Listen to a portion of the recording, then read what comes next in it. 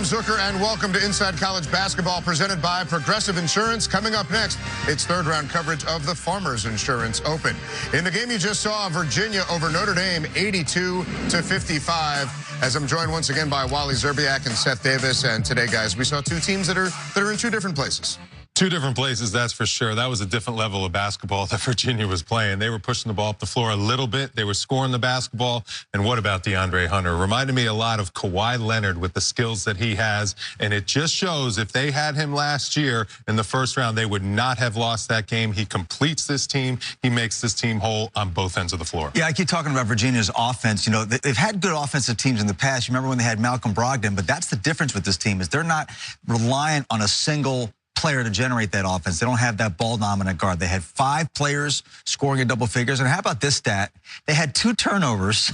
They just played 40 minutes of basketball in the league, on the road, 2 turnovers, 1 in each half. They committed a turnover on their first possession of the second half, and that was it. They're a little rusty. So, like, we keep talking about how great their defense is, and clearly they are a great defensive team. That is the difference with this team, not only being a great offensive team, Wally, but not relying on 1 or maybe 2 guys. A lot of different ways that this team can do it. They're better than they were last year. We remember UMBC, but they still only lost 2 games during the course of the entire season. They really got it rolling. Yeah, they had they kept their foot on the pedal as well today, and it doesn't get any easier for Notre Dame. Duke's coming for a visit, and we begin our highlights with the Blue Devils, who actually at home, you had the loss to Syracuse, and then a rough first half against Georgia Tech. Look out below! Yeah, Zion got dunked on. Getting dunked on again. I mean, how many times all year? Well, he can dunk too. How about that? Grabbing it from the top of the box. This game was pretty close. Georgia Tech led by 8 early in the second half. The Duke went on their patent run. The good news for Duke, though, was getting their point guard, Trey Jones, back. He was definitely rusty. Only had 6 points, over 2 from 3, 4 assists, 1 turnover, but getting him back. And by the way, that is the canary in the coal mine for Duke. They were 2 for 21 from three-point range today at home. That is a problem that needs to be fixed. And if that doesn't sound bad enough, that equates to 9.5%. But Duke's now won 12 straight meetings against Georgia Tech as we go to the ACC standings. I was told there would be no math. you put the top number over the bottom number. I got it. And so now Duke and Virginia at 6-1 with 3 more teams behind them at 5-1, yet to take the court. Top-loaded ACC, they really are. Those 2 teams, Virginia and Duke, to me, 2 most talented teams in the country. They're going to be 1-2 come the end of the season, I think, even though they're going to get knocked off around in the ACC. Player-wise, those are the 2 best teams in the country. Well, and depending on how things shake out, both of those teams could end up being #1 seeds in the NCAA tournament. Oh, they will. It's an 8-bid league for sure. Maybe 9. We talked in the pregame, the idea that Pittsburgh could even be, I know they're 2-4, but they do have those home wins against Louisville and Florida State. Somehow if they can get a decent win or 2 away from the Pete, at least put themselves in the conversation. At one point, they had lost 23 straight ACC games. The fact that we even mentioned them as being on the bubble, I think speaks well for that young team and the job that Jeff Capel's done in year 1. Yeah, and Pitt and Louisville doing round 2 today as well, and Chris Mack doing a great job with the Cardinals. Let's keep it going here with the highlights as well, though. Some surprises around the country, starting at MSG, a tight one between Maryland and Illinois. Bruno Fernando, Wally, for the Terps. Nasty throwdown, softening up those rims. How about Bishanishvili? He gets the putback. Illinois trying to pull off an upset win over a top 25 team.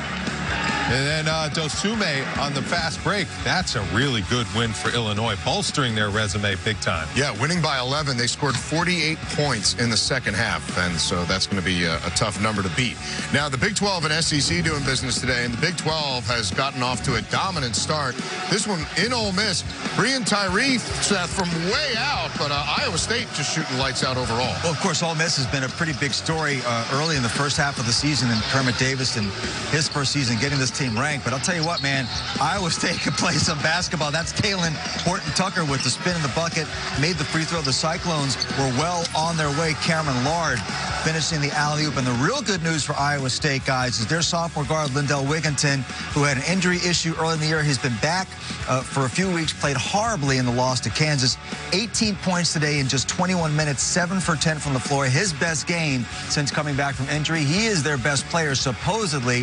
If he finds his stride, they really could knock off Kansas in the Big 12. Yeah, and Virginia fans know Mariel Shayok's on this team. He ended up with 17 points in the game, 6 of 9 shooting, a team that was 77% from the field.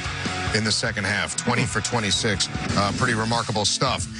Meantime, underway games here. Xavier is at home trying to knock off Marcus Howard and Marquette. It's 36-34 right now. Howard averaging 24 points a game. NC State, 6-point lead at the break. And Pitt trying to go for the season sweep on Louisville after winning that first meeting, as we said. So the Cardinals have some coming back to do. Two coaches there in trying to regenerate things, if you will, at their respective locations. So now back to the Big 12 and SEC, and Baylor and Bama in a tight one here, Wally in Waco. Yeah, very fun matchup. Mario Kegler gets the bucket down the stretch. This was nip and tuck.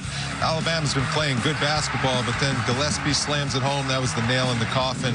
Alabama needs a couple more good wins for their resume. Baylor solidifies a good one. Yeah, Makai Mason, who is 13 points in this one and put Baylor ahead for good in this game. He had 29 in their win on Monday, and so he's stepped up and had more of a role since the season-ending surgery for Tristan Clark, but it's now 4 straight wins for the Bears, so they're making noise. Alabama's been so close in some big games like the one against Tennessee. Meanwhile, TCU scoring the first 11, including that one against Florida. Well, that was a little after 11-0. Go ahead. Well, they were off and running at them. At one point, they led by 16 points late in the first half. Give the Gators credit. They came off the mat. They made it a game. That was Deontay Johnson for the slam to bring them within 5. And then the freshman, Andrew Nembhard, with the 3. But Kwatnoy was a story today for TCU. 22 points. He was a 6-man early this season, now in the starting lineup. And they only put 55 on the board, but they were able to hold Florida to just under 31% shooting. Florida lost one of their backup bigs, Keith Stone, for the year. So a thin front court got thinner, and that really hurt them today. Yeah, and the Gators starting 1 of 15 from the field, also not helping. So the Big 12 won the first 3 meetings between them and the SEC. More to come. And then in the Big 10, Nebraska looking to extend the Buckeyes' longest losing streak in 2 decades. Yeah, and James Palmer helping the cause. Yeah, he nails that 3-pointer, but Ohio State needs a win. 5-game losing streak. Luther Muhammad nails that triple. They built themselves a nice lead. They were tough in this game, too. C.J. Jackson knocks down the floater. You know, when Ohio State's down, they're going to come out fighting, and that's what they did to fight their way to a big road win. Out tough Nebraska in this one, right, Seth? Yes. Out tough, and the losing streak is over. Once again, here on CBS, we just watched Virginia dominate Notre Dame on the road, 82-55. Bill Raftery with Tony Bennett moments ago. Tony, sitting on the sideline, that was impressive. How'd you feel about your performance?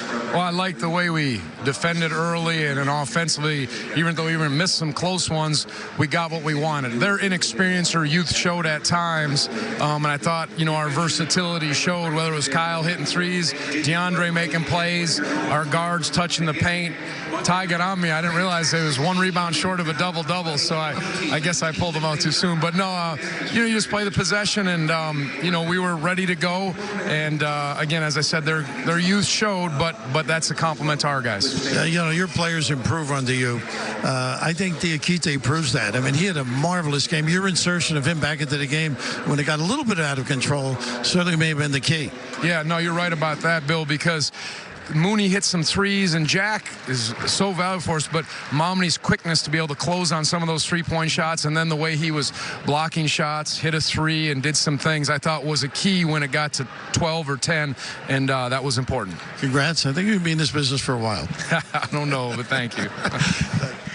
It would seem that way, probably as long as Coach K, and I'm looking forward to when those two meet up again, huh? Well, I hope we're here when Tony Bennett's as old as Coach K. I think he's the current equivalent of college basketball to Brad Stevens in terms of the way he coaches, his effectiveness, his demeanor. Look at his all shucks. Yeah, I guess I'll be here for a little while.